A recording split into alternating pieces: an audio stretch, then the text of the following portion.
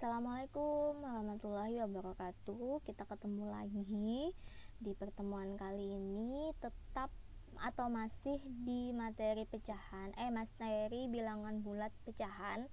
Nah, silahkan disimak baik-baik. Masih lanjutan dengan bilangan bulat, tapi materi yang dipelajari hari ini adalah operasi hitung pecahannya. Nah, untuk operasi hitung pecahan, di sini Ibu membahas semua pecahan ya, misalkan pecahan biasa, campuran, persen, dan desimal. Nah, ingat di sini untuk penjumlahan dari pecahan biasa dulu. Pecahan biasa penjumlahannya itu ada misalkan ada pecahan yang beda penyebutnya. Artinya kita harus menyamakan dulu penyebutnya. Ibu yakin kalian sudah belajar ini di SD juga. Waktu di SD itu kalian disuruh mengalihkan.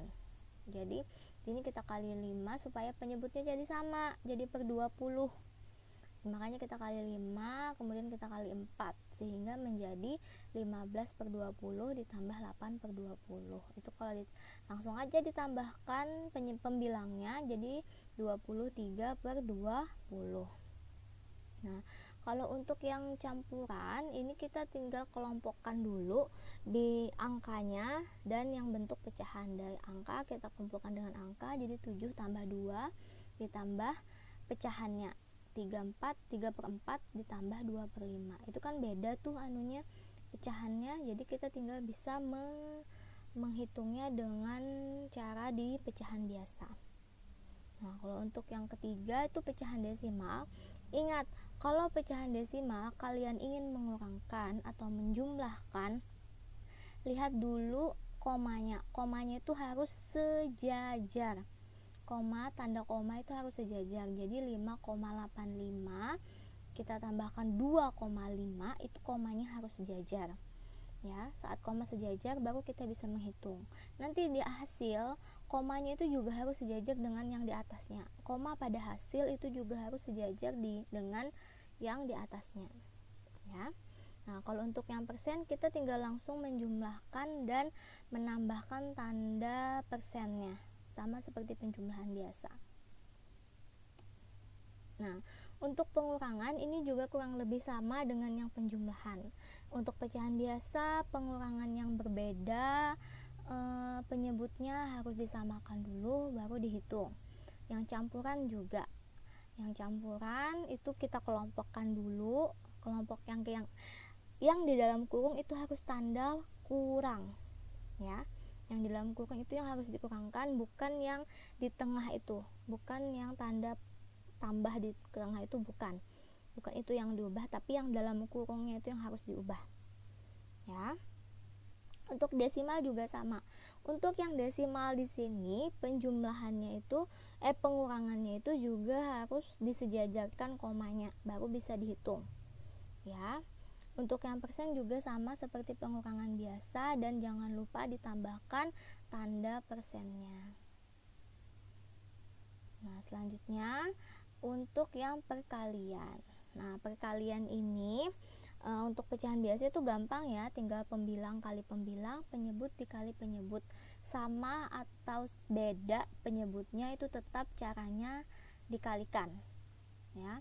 Pecahan campuran juga seperti itu. Kalau untuk pecahan campuran, kita ubah dulu ke pecahan biasa baru kita kalikan. Ya, jangan lupa itu. Yang desimal juga, kalau untuk yang desimal berarti bentuk desimal itu kita ubah dulu ke pecahan biasa. Saat kita mengubah ke pecahan biasa itu baru kita kalikan. Nah, kalau misalkan angkanya itu banyak seperti pada contoh itu, berarti kita harus menyederhanakan atau kita tinggal langsung mengubah. Itu kan sudah per 1000, jadi kita bisa langsung mengubah. Ingat, kalau per 1000 berarti ada berapa angka di belakang koma? Iya, ada 3 angka ya. Nah, kalau untuk persen, perkalian pada persen itu juga kita tidak bisa langsung mengalihkan 20 kali 80 untuk yang persen. Kita langsung kalikan 20 kali 80 tambahi persennya. Tidak, bukan seperti itu ya anak-anak. Untuk perkalian persen, kalian tetap harus ubah dulu ke pecahan biasa. Saat kita ubah ke pecahan biasa baru kita bisa hitung. Nah, kalau angkanya banyak seperti pada contoh itu bisa disederhanakan dulu. Disederhanakan dulu jadi pecahan per 100 atau per 1000. Kalau di sini kan contohnya per 100 nih. Tunggu ya. Nah, ini kan per 100, berarti kan hasilnya 16 per 100, maka dia adalah 16%.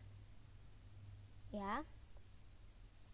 Nah, kemudian untuk pembagian. Tunggu, untuk pembagian ini sepertinya seperti ini. Nah, untuk pembagian ini, pembagian pecahan biasa dulu. Pembagian pecahan biasa. Ingat, kalau untuk pembagian itu bilangan atau angka yang keduanya itu harus dibalik. Jadi untuk contoh kan 2/7 dibagi 4/5. Nah, 4/5 itu harus dibalik jadi 5/4. Baru kita dan tandanya bukan lagi dibagi tapi dikali. Ya, kalau dikali berarti kita bisa langsung mengubahnya atau menghitungnya dan dapat hasilnya. Nah, untuk pecahan campuran juga. Nah, untuk pecahan campuran ini sama, kita bisa langsung kita ubah dulu ke pecahan biasa, si pecahan campurannya itu, baru kita hitung seperti kita menghitung pecahan biasanya. Ya. Nah, sedangkan untuk desimal, nah di sini lebih jelas mungkin. Untuk desimal, di sini kita ubah dulu harus jadi pecahan biasa. Kemudian kita ubah penyebutnya menjadi per 10 atau per 1000 atau per 100. Tapi karena di contoh ini kan per 10 nih, maka kita jadikan 59/10 sama dengan 5,9. Iya. Oke, cukup sekian dulu dari Ibu pada materi ini. Ibu harap kalian paham. Tapi kalau belum paham, silahkan ditanyakan ke Ibu lewat kolom komentar di Classroom, atau bisa WA langsung ke Ibu, atau kalian bisa tanyakan ke teman kalian yang sudah paham. Ya, Ibu akhiri. Wassalamualaikum warahmatullahi wabarakatuh.